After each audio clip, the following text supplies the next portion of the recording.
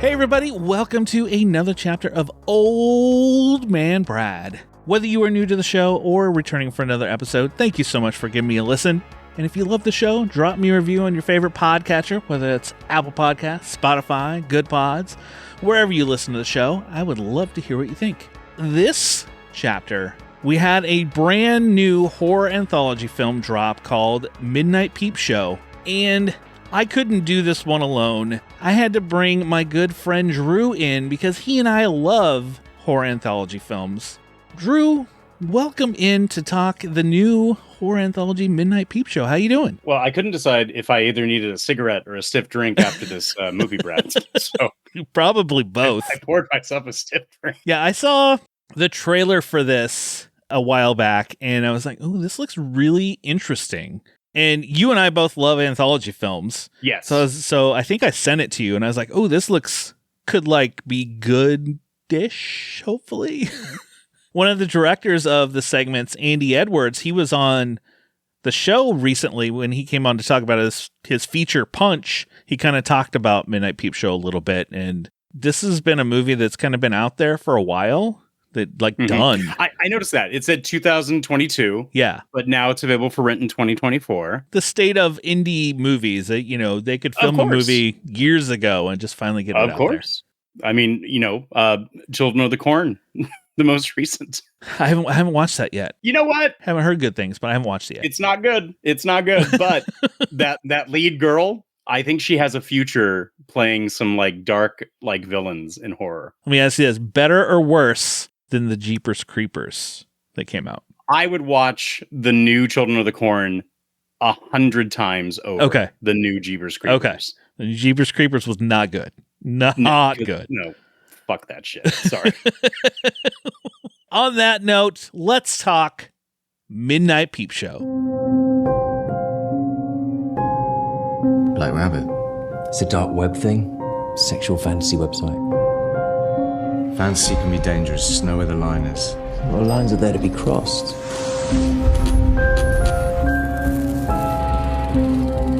I'm lost. Bet you are. Do you know anything about this Black Rabbit? Give your body over to us, and you get paid. Addictive, isn't it? We just want to see more. This company is linked with all sorts of disappearances and deaths. What's this? Who are these people?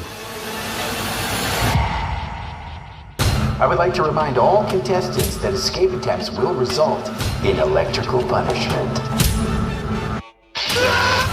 If we can't handle what we see,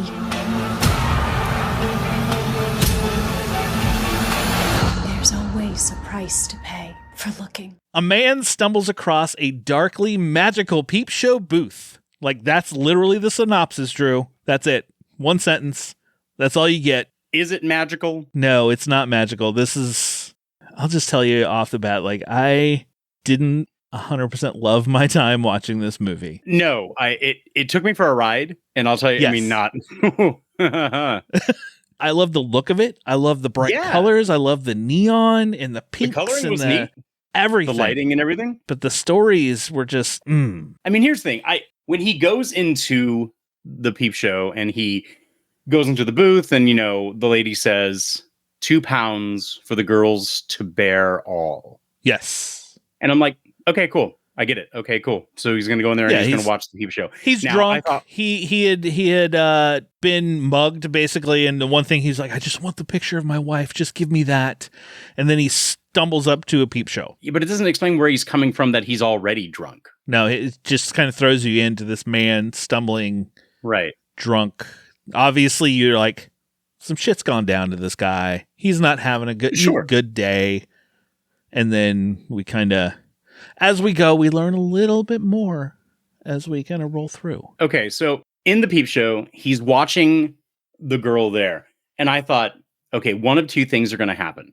Either it's obviously each time he peeps through, he's going to see a different story. Yes. Or I thought it was going to be one of those, he pays and he watches almost like it's a horror film. So I thought something dark has to happen. Is it going to be not a snuff film, but like, is it going to be like snuff adjacent? Right? Yeah. Like, is he going to watch some violence being put on to the girl in the room? Instead of paying to watch a girl, he pays and just whatever it is. And he gets plays their story. Yes. And that's the draw into each one of the little stories. And I get it. Like, she says like, do you want to hear my story? My story is like full of sadness. It'll make you cry. And then we're in a loft. He ultimately watches 3 stories. And there are, I mean, I guess you could call it 4 stories in the movie because there's a wraparound they call the Peep Show wraparound story. And that's kind of our beginning and end. Yeah. It's very original title.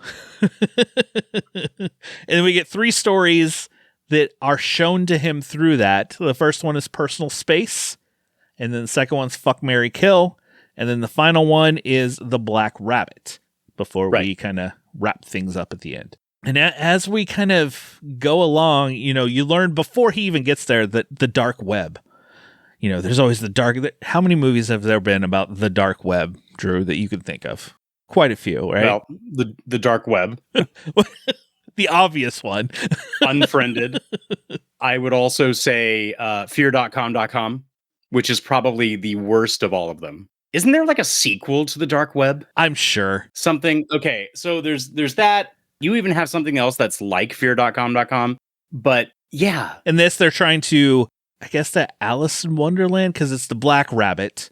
And you're going down to the dark web, and there's stories. Right. Go down the rabbit hole. Yeah. It's about fantasy. So when the people are having fantasies, people obviously would like daydream. Like daydreaming is fantasies. And people are going to substitute things that they don't really like about their world. And they want to like make things a bit more pleasant, pleasurable, funny, whatever. I mean, that is what Alice does. Yes. I mean, if you're going to take a literature standpoint, Alice escapes her world and down the rabbit hole to Wonderland because the adults in her life are so oppressive towards her. So that's her escape. Yes. And everything is substituted and everything kind of is interchanged. And this does it in a much darker, twisted, yeah, this is so dark. And then the first one, Personal Space. It's a man and a wife who are obviously having problems. It starts off very abrupt, like the tensions in the room. He stands up, sets his wine glass down, starts to go back like, what are you doing? I'm watching TV. Oh, you're just watching TV. He's going to leave. And then he comes back and someone's got a gun to him, kind of a home invasion, so to speak. Right before that is that they're having this fight. And all she wants is, again, her personal space. Because as she said, like, other than going and taking a shit, I have no escape from you.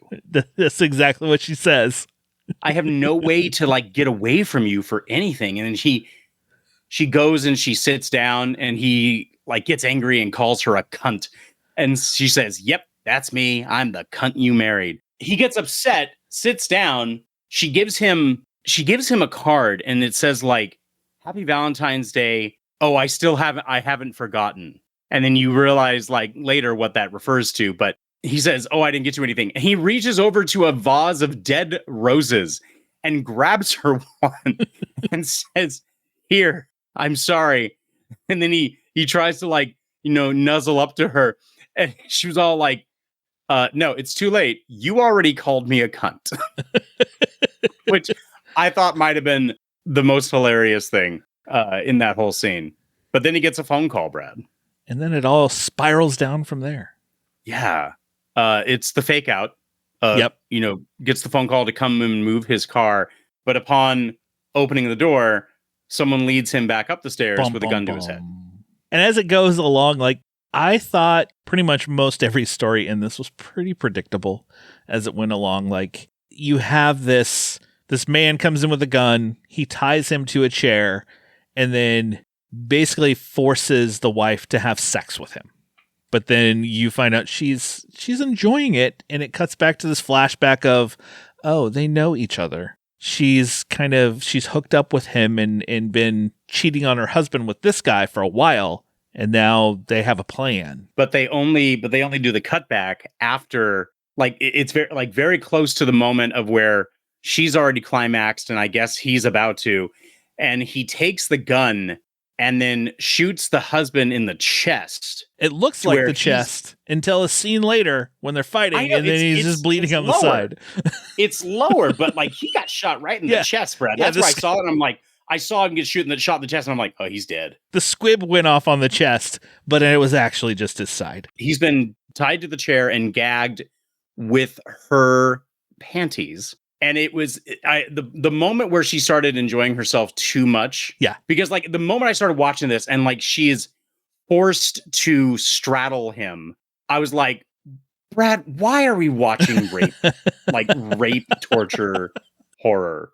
This is not I Spit on Your Grave. Yep. What are we doing? As I was watching it too, I was like, oh, Drew's gonna think that, what am I making him watch? What are we watching? But then you realize, like, as she's enjoying it way too much, that you're like, oh, she's in on a plan. Like, this is not what it is. And that's when he shoots him. And then she gets upset. She's like, what are you doing? What are you doing? And guess what, Drew? It's the black rabbit that she's in on that helps. Like, there's cameras everywhere. Yeah. Why do you think there's cameras everywhere? Because they're making money off of this too. So the whole thing is now, it's a sexy, as we called it, sexy Saw. Yeah, kind of. It's sexy Saw with a bit of Black Mirror. And she ultimately turns on this guy too. Ends up killing him. She said it needs to look like you broke in. Yes. Husband, who is alive somehow. I want to know, he makes that final shot. He picks up the gun and shoots her, but does he shoot both of them? Him and her? No, I think he is dying. And he takes the gun while she's holding him and he puts it to the back of her head and pulls the trigger. Now, she should not have a front lobe. Yeah. That exit wound, it's the same reason as to why I like severely dislike the Leonardo DiCaprio Romeo and Juliet. Like at the very end when he blows his head off, but he still magically has a head at the end of the film. This is one of those moments where it bothers me. That's why I didn't know, because the way they were kind of like hugging and bracing and he grabs the gun, I couldn't tell if he did it to where it kind of went through both of them or if it was just her. No, I think it's just her. Okay. Yeah. I was seeing it as just her because the way he was lifting the gun behind her, he was going, because if he was going to shoot himself, then he would have done it at like an angle where it went through her head and into his, not straight out of hers. That was the only part I wasn't quite sure. This first one, overall, I mean, it was fine. It was fine. It wasn't bad. It was definitely predictable. You could tell, I'm like, she's got something up her sleeve. You can just see that. And then, hey, guess what? She does. And we cut back to the Peep Show. He just watched this first story and he's very distraught with what he just saw and doesn't know what to do. Yes, he should. But she's got more to show him. There are more stories. Our second story, called Fuck, Marry, Kill, is very much something that would have ended up in a Saw movie, I think. This is my favorite out of all of them. And this was probably my least favorite out of all of them. Was it really? Yes. I think, now here's the thing. I think it's my favorite because it's the most clever. I can see that. I mean? Because people play, the marry, fuck, kill game all the time. Like we've done it for live stream. Yes. Oh yeah. Done it for like just, shits and giggles with our friends. But this one, I don't think anybody's actually like truly imagined having three options in front of them. Play it a life and death, like you got to pick right now or you all die kind of thing, which that part of it I was fine with. I think the part that I didn't enjoy is, again, the one guy who the twist is all set up on. I was like, dude, the way you're acting this, I can tell that you're in on something right off the get-go. The way he's talking to her. The way that he says, like, how can you do this? You're my wife. Does that mean nothing to you? Yeah. And I'm like, your acting became very, very bad. Yeah. Why? Well, even it was before it was almost convincing earlier. He would make comments to her like, oh, come on. You don't like this type of stuff. Kind of like just the way he like talked to her. And then she's like, oh, yeah, you're right. I don't. Okay. What? But basically, this woman there's three guys tied up and they have shot collars, and she has a certain amount of time to pick which one she's going to fuck, which one she's going to marry and which one she's going to kill. And she has to do all three of those things in order to survive. Otherwise, everyone is going to die. Correct. So it was quite interesting. Let me just tell you. Okay. And especially the first one, the guy she fucks. The first one. Okay. See, this is like my big problem with the story. I still like it the best out of everything, but this is where you're all like, oh, like we saw stuff coming. You know what I'm saying? Okay. Like for his whole thing is all like, oh, well, I can't get aroused unless you do this, whisper, whisper, whisper. And she's like, seriously? And he's like, yeah. Because earlier she was in the tool chest and she pulls out this like massive black dildo. The black rabbit dildo. And apparently he needs that shoved up his nethers in order for him to get aroused because he has to finish and not her. Because correct. Or they all die. Can be fabricated. And the whole sound, like you just see her do it in her hand and all you hear is the squish and you're just like, oh. But here's the thing. When she's going through the tool chest, there's tools in there. That's fine. I get that. But then she pulls out the dildo and I'm like, no. If it was the whole thing about the fact that like, that's how he's going to get off and that's how he's going to get aroused, it should have been something else in the room. Because if it was that drastic of a measure, it would have added the urgency. It would have. I think they just wanted to show a dildo for the sake of showing a dildo. Not just a dildo. Like, it had just throw a sex toy into the tool chest. It was a dildo with rabbit ears. And it was black. That, but that seems so planned. You know what I mean? Like they knew that she would choose him, and they knew his kinks. Yes. You know, and not to yuck anybody's muck. Like. You do your own thing. And it was like, and then you got to choke me. I'm like, what is going on here? And I'm like, what fucking movie did I pick to watch? I know it was called Midnight Peepshow. I know we're going to get some messed up stuff, but what is going on? And did you know who the voice of they call him the game master that was coming over? It was Zach Galligan. Was it really? Yeah. Which the promotion for this, like the trailer and other said things were like starring Zach Galligan. And the whole time I'm watching the movie, I was waiting for him to come in somewhere. I didn't know it was just his voice. And I was like, oh, I was kind of disappointed by that. I wanted to like see him. That would have been fun. And then I know you sent me a picture of it. The guy that she kills when she's trying to figure out who to kill. And then ultimately, I think it was she's giving him a hand job and choking him because he just wants to die pleasurably, basically. I do like the fact that he's all like, the other guy's like, we don't have time for this. He's all like, if I'm going to go out, I'm doing it on my turn. Exactly. So then she grabs a hammer and hits him in the head. But it's so funny. Sent me the picture. He's about to finish. And she's all like, I can't do this. I'm like, you've already been doing it. Again, even the noose was like, it was there. It was almost like they knew he would choose to do it again. And then the hammer, it went into his head, but not really into his head. It just kind of hung there. The picture that I sent you with the hammer, and I'm like, what is this resting on? And who's holding this? Because nothing is holding that hammer up. It's just like sitting midair. And come to find out, the guy that she picks to marry set all this up through the Black Rabbit. Yep. So he's the one who's getting paid. Yep, because he wants to be with her. Forever and ever and ever. Forever and ever and ever.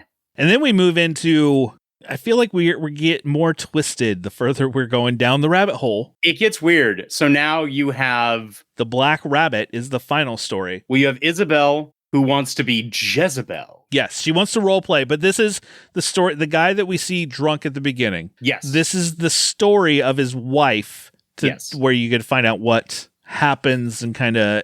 There's some twists even with the guy of who he is and how he is connected to the Black Rabbit. Wait, so hold on. Now I'm thinking back and I'm going to ask this question. Not to spoil the ending, but when he gets mugged by the hooker. Yes. Okay. He says, you can keep the wallet and the money. I just want the picture of my wife. Uh-huh. It's a very old picture.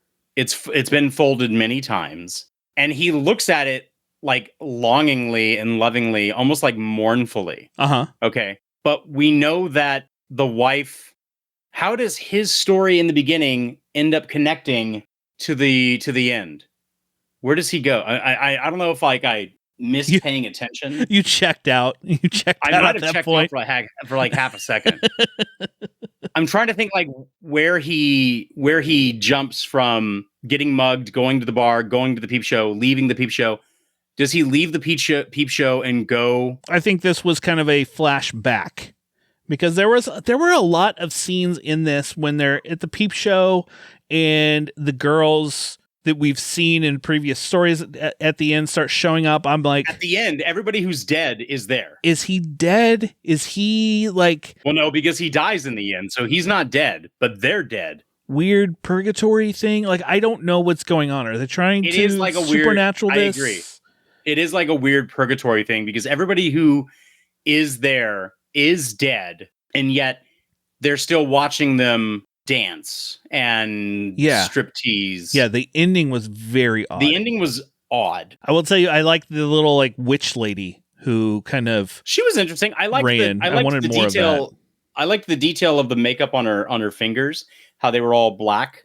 Yeah. Which means that like either the rot was happening from the fingers or she's been out in the cold where the fingers are going to go first. Which makes no sense to this movie, but I don't know.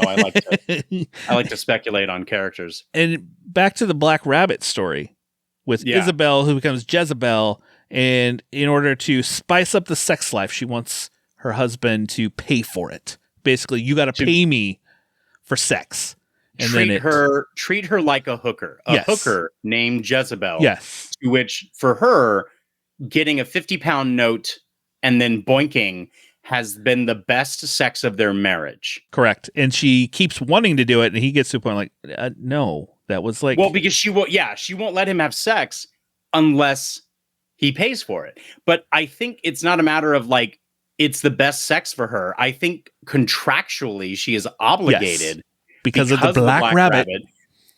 Because every time they do it, she's recording. Correct. I guess that's just too much for him. He's all like, let's do something else. And then she leaves put on a costume. Spirals down into this very dark hole for her. She becomes like this club girl, weird, like dressed in black.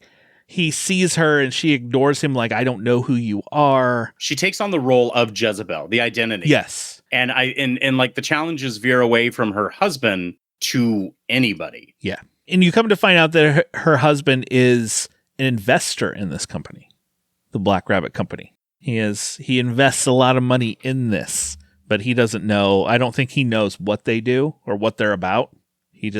It makes money. Here's money. It makes me money. Well, it's interesting because at the beginning, when the friend is on the phone and he says, "What's that?" and he says, "Oh, it's called the Black Rabbit. You know, it's the dark web thing. Like, they make your fantasies come true, like dark, sick shit."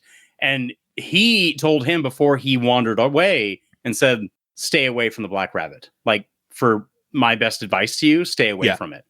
And you're thinking like, well, then he has to have some inkling. I mean, aside from what his friend just divulged to him. Well, and Jezebel got picked. She got to meet and become part of this whole thing and meet the Black Rabbit, which was one fucked up scene where she comes in and you have this big dude. He obviously works out. I am the Black Rabbit. Yes. He's got his S&M Black Rabbit helmet on and his assistant, the Cheshire Cat. It's very nice to meet you. Yeah. That's how he talks. Now let's fuck. They just like lock her to this table and he starts having sex with her and they're filming it. And then because it's kind of like a hostel. People are paying for things to happen. So the Cheshire Cat marks off her leg and the arm and pulls out a chainsaw. And she's like, well, wait a second. That's right. That's exactly what this is. You're right. It's not Saw. It is Hostel with sexy Black Mirror. That's all this is. There you go. That's exactly what this is. But I love the fact that like she's marking off her arms and her legs. Yeah. Because I was secretly thinking that the lady who's up at the front counter reading the Alice in Wonderland comic book, who does the buzzer of the door, if you notice behind her, and I don't know if it's just because it's part of the building, but they're directly behind her. And she never gets up. But there's crutches directly behind her. And I wonder if she was part of a Black Rabbit thing in the past where she got her leg or legs, probably leg, cut off. And that's why she has to use the crutches. I didn't even think about that. I noticed the crutches, but I didn't think of it. Yeah, they didn't show that. But again, like my brain like looks for shit in the background and I try to extrapolate anything. I'm like, well, why does that make sense? Why would that be there? And guess what? They cut her arm off with some terrible CGI blood. Okay, this was the okay. She goes for the first cut. It had to go through bone.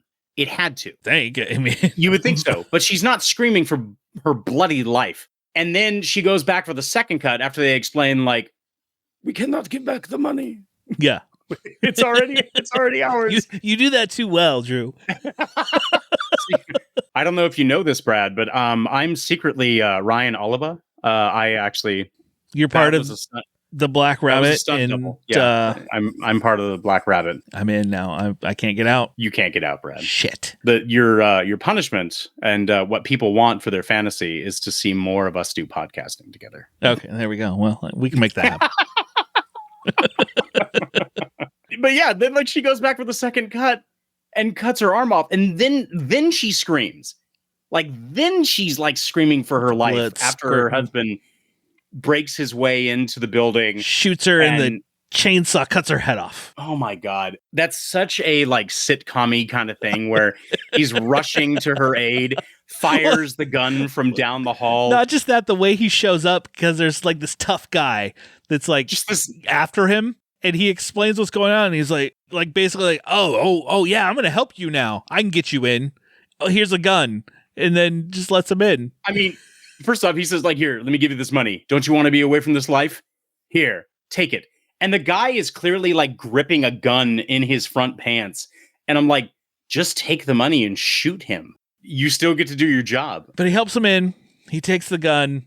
He shoots the Cheshire Cat who has the chainsaw, and the chainsaw cuts his wife's head off. So his whole rescue attempt ends up in his wife's death, which she could have been saved. She probably would have bled to death. Yeah, it would have been. Yeah, it would have been. I mean, they probably could have kept her alive. You know, someone else's money could have gone for like a little quadriplegic. And now you understand why he went drinking at the beginning. He was the one that ultimately had his wife killed. That's why he's been been drinking. Okay, that makes more sense now. But and then you're back at the Peep Show, and you see these girls that are dead, including his wife, who's like got stitches around her neck and everything else, and you're like, wait a second, this kind of got like even weirder. I don't know. But then they get revenge on him because he was an investor, but he didn't know what the money was going towards, and they're all like, oh, it's fine, it's all only good for you if the money is lining the right pockets. And then they stab him with a stripper pole. Oh, I forgot about the stripper pole. They impale him through the chest with a stripper pole. It would have been funnier if one of them would have danced on the pole and like spun around and that drove it more into his chest. That would have been funny. Basically, the movie's over. It leaves it open for more. There could be more Black Rabbit stories. Well, as the pole went through the floor and his blood is dripping, it's going onto the computer where the front desk lady, the booth lady, is typing to the businessman. Oh, that's right. The partner at the bar, who originally mentioned the Black Rabbit at the beginning. And she's all like, "We take all kinds of payment." Yeah, because he asked. His last line is, "I'm in." Yeah. Bum bum bum. Overall, I think I landed probably about a 2 out of 5. Like, I just thought there were parts that it looked great. I love the colors of it. I love the neon signs and everything else. But overall, it was just fucked up and just messy. It was messy. It was forced, I think, for some of the stories. There was a lot that were forced. I do enjoy the color palette of the film. I enjoy the second movie, even though as predictable and again forced as some things are. I was more shocked that the wife's head got cut off than anything else. That was the one that if anything, I didn't see coming. That's a left field thing that I enjoyed because it wasn't something predictable. It's not something you're going to foresee happen. I think it does take this idea and trope of the dark web that people try to, I don't know, I guess be creative with for certain films. I think definitely it does have that hostile feel. Oh, yes. Where people are, chiming in and giving money. Bored rich people just need something to do. Poor rich people. It definitely makes you think about it with the whole Black Mirror aspect. I would say as well, like a 2. And I think a 2 is slightly generous. I think I need to sit with it for a while. Yeah, I agree, because I almost came in lower, but then I was like, there were pieces that were cool. Like I said, the look, the first story wasn't bad and very, very predictable, but in its twisted, weird way, there were some things that weren't terrible. Right. I couldn't all out just hate it. No. There's nothing here I hate. Like, it's not like, okay, how you and I both watched Gutterball and we were both like, I kind of have to stop this. I didn't. I watched it the whole way through. I mean, okay, I had to stop it. It didn't get any better. See? And I told you. That's one, people, if you ever come across the movie Gutterball, don't do it. Do not do it. Don't do it. But anyway, Midnight Peepshow, I think Drew and I would probably just say, you don't need to watch this one. You don't need to walk into that booth and peep away. You can find something a little better. You can watch it if you want, but I wouldn't say don't. I think Gutterball is probably one of those things where, like we just said, that's one heavy warning. If you want to watch it, go nuts, but it is not my recommendation. No.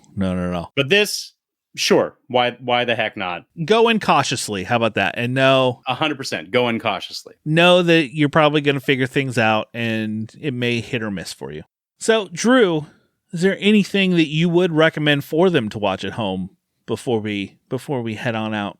I know, like me, you and I watch a lot of things. We do. What to watch at home? So, recently, I just watched Striking Distance with Bruce Willis. Wow. That's going way back. I had like a 90s day the other day, and it was very enjoyable. So Striking Distance was enjoyable. Blown Away with Tommy Lee Jones and Jeff Bridges, also from 1994. Really going back. I did. In the Line of Fire with Clint Eastwood, 1993. I had like a 90s day, and I really enjoyed myself. Okay. If you're looking for kind of semi-slapstick but fully action-packed martial arts film from 1981, The Prodigal Son, which is the prequel to Warriors 2, I believe.